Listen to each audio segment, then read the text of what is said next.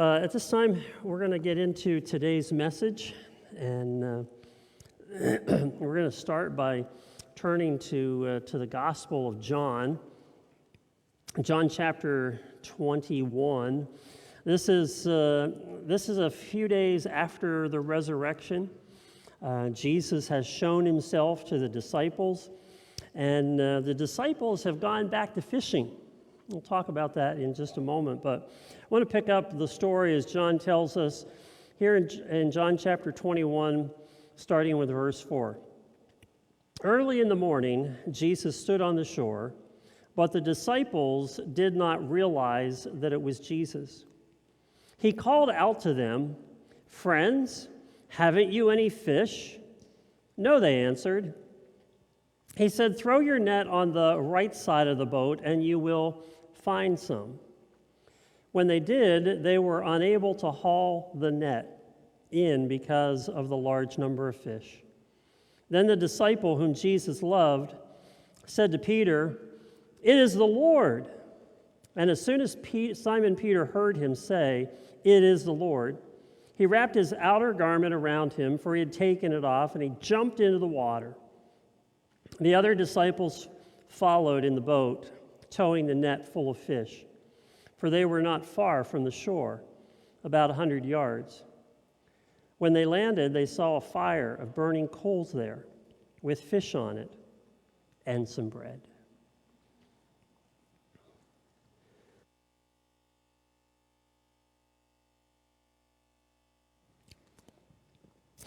There was a man at a circus one day who was passing by some elephants. And as he was passing by those elephants, he was suddenly stopping, and he was confused because as he looked at these huge creatures, they were only being held there by a very small rope that was tied to their front leg. No chains, no cages. And to this passerby, it was obvious that the elephant could, at any time, just simply break away from their bonds. But for some reason, the elephant remained tied to that stake. A passerby saw a trainer nearby, and he asked, "Well, why? Why is it that these animals just stand here and make no attempt to get away?" Well, the trainer said, "When they are very young and much smaller, we use the same size rope to tie them, and at that age, it's enough to hold them. And as they grow, they are conditioned to believe that they cannot break away. They believe that the rope can still hold them, and so they never try and break free." The man was amazed that these animals could at any moment just simply break free from the bonds, but because the elephant believed they couldn't, they were stuck right where they were. Like elephants, I wonder how many of us go through life holding on to a belief that we cannot do something simply because we failed to do it before. So Peter was tied to his denial of Jesus. Like that elephant that was tied with a rope to a stake in the ground, Peter couldn't escape the reality of what he had done, how he had denied Jesus 3 times. And even after Jesus had warned him, even after Peter had declared that he would never deny Jesus, he did. And even though Jesus was alive, even though Jesus had shown himself to the disciples after the resurrection and had told them that they had a mission to fulfill, Peter knew that wasn't for him.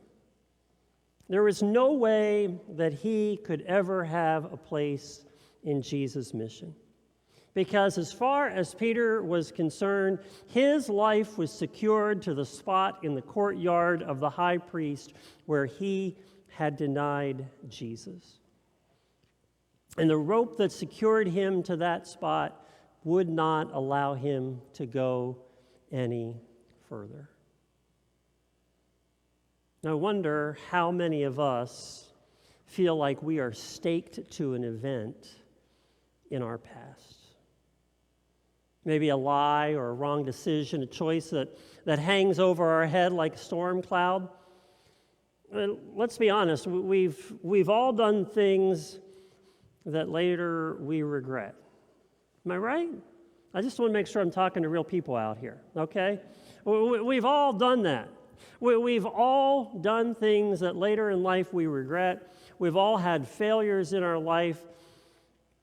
And I really think that like Peter, we find ourselves oftentimes stuck in the moment of our failure. And as much as we want to move forward, we're held in place with an invisible rope that we've given more strength than it actually possesses. I've seen this so many times in my life as a pastor. I go to approach somebody and ask them to do something, to take on a mission in the church. And I think this also happens whenever you sense that Jesus is calling you to do something, although I'm not putting myself and Jesus on the same plane here. It's just so we're clear about that. But I think a lot of times the response that I get or the response that Jesus gets is this idea that they are staked to something in their past and they can't move forward. I mean, I've heard people say this out loud to me. Oh, I couldn't possibly do that. And I know what the rest of the conversation is in their mind. They're saying, oh, Pastor, if only you knew. If only you knew, you wouldn't be asking me. Or sometimes there's the response that comes back like, well, there's someone else that could do that. And in the back of their mind, I can just hear them saying, if you only knew my backstory, you wouldn't be asking me to do that. And of course, the old standby, I'm just not the right person. I'm not the right person. There has to be a person who didn't act like me when, and you fill in the blank. See, that stake in the ground that we tie ourselves to isn't always something that's life-altering. It's not like we killed somebody. It's not like we denied knowing Jesus. Sometimes it's just something that we've put up here that becomes its own self-limiting kind of mindset that for us says, I can't do that. I can't go forward from what I did in the past. I can't have that kind of mission.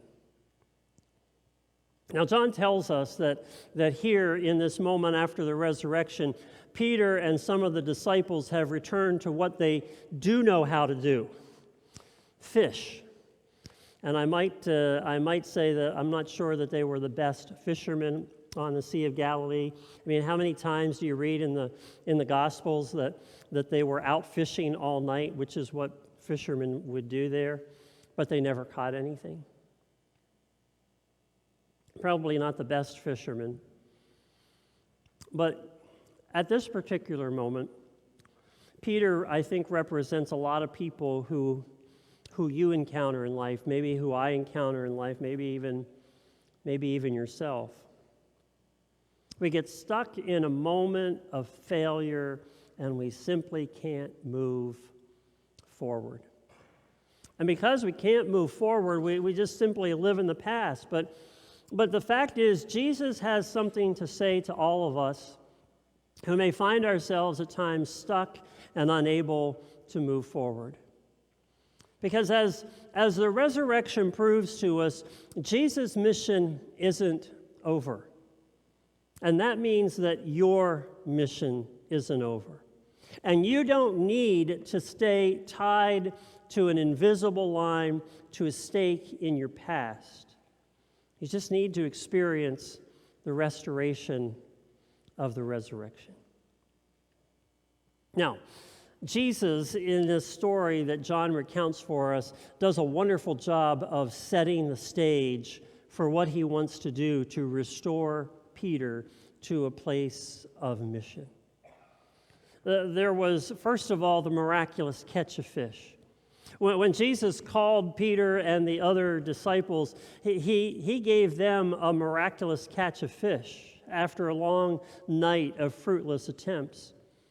And there was that charcoal fire, that for Peter had to remind him of that night in the courtyard of the high priest when he denied knowing Jesus. So we get the picture. Peter is up. He's out of the boat. He's running to the shore, and something just tells me that as he gets there and he gets the first whiff of that charcoal, that his mind starts remembering. And his mind starts going back to that night when he denied Jesus. And as that's happening, you can only imagine that smell is beginning to trigger 1,000 memories of his denial of Jesus. That's the good thing and the bad thing about our minds and the way our senses have this ability to take us back in time. When you smell something, when you see something, when you hear a certain sound, it all has this way that it takes us back. And I think for Peter, would have just loved to shut the door on the past. I think a lot of us would just like to shut the door on the past, but there's a problem. When you try and shut the door and there is a rope that is tied to your past. You ever try to shut the door on a rope? You just can't quite close it the whole way. And because you can't close it the whole way, the past keeps sneaking back out. And it keeps pulling from behind the door, trying to pull you back into the past rather than letting you go forward.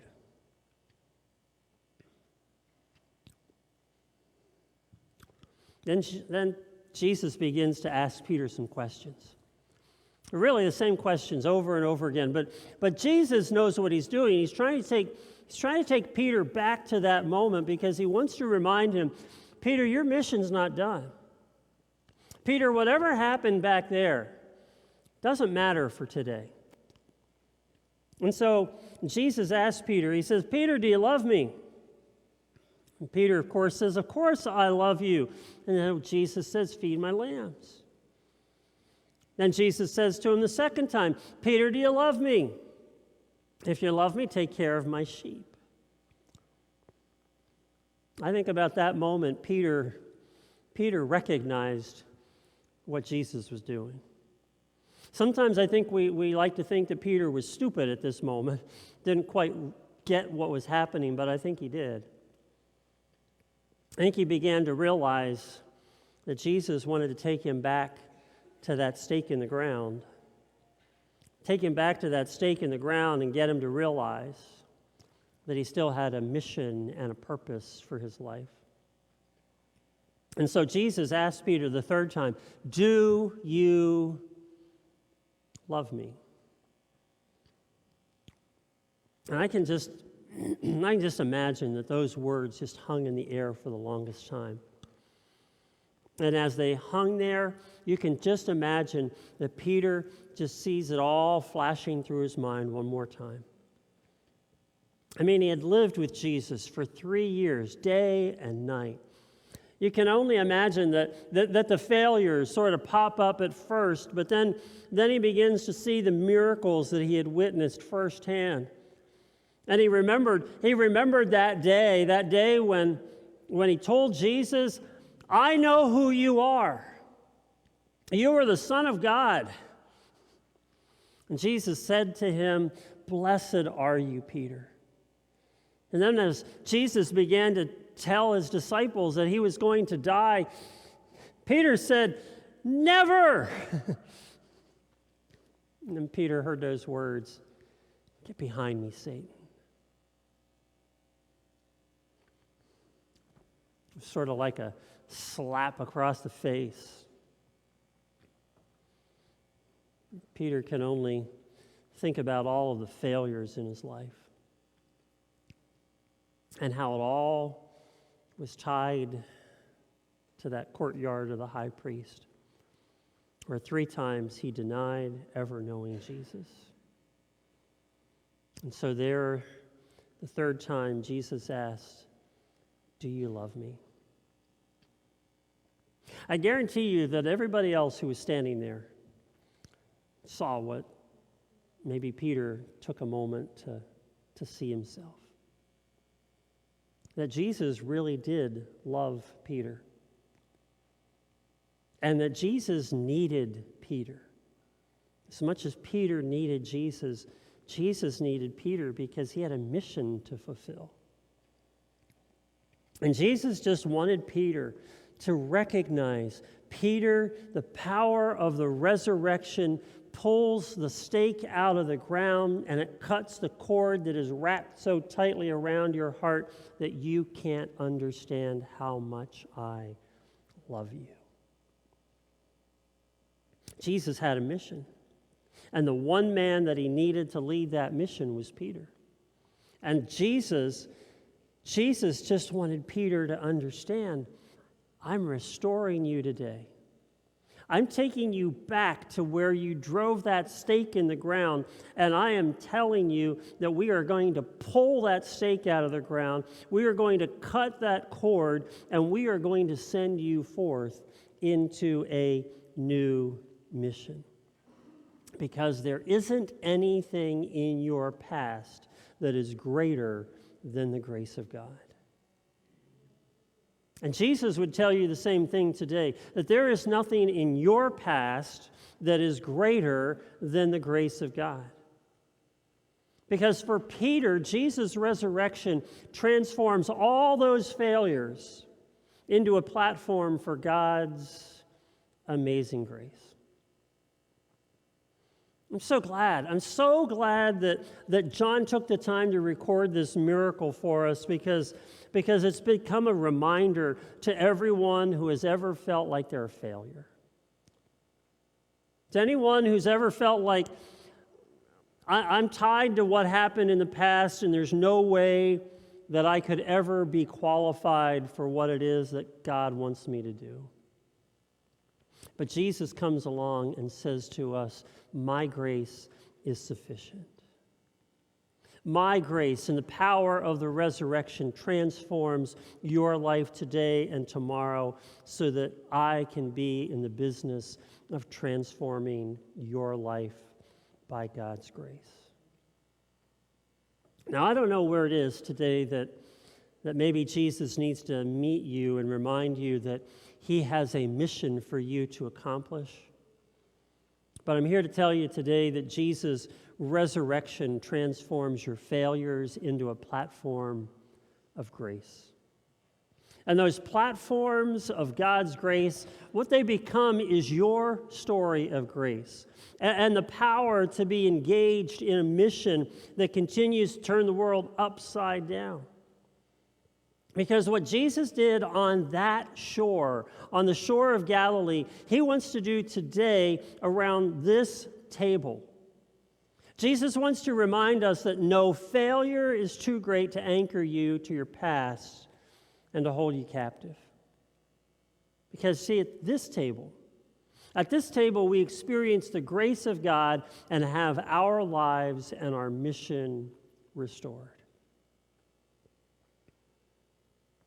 So what Jesus said to Peter is the same thing I think he says to you and I today. Do you love me? Feed my sheep. Do you love me? Care for my lambs. Do you love me? Feed my sheep. See, we have a mission to accomplish.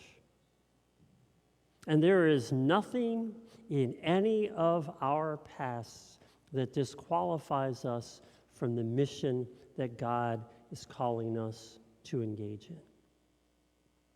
Because of the resurrection, because of God's grace, there is no rope that can hold you to your past. The resurrection has broken it free, and you are free indeed.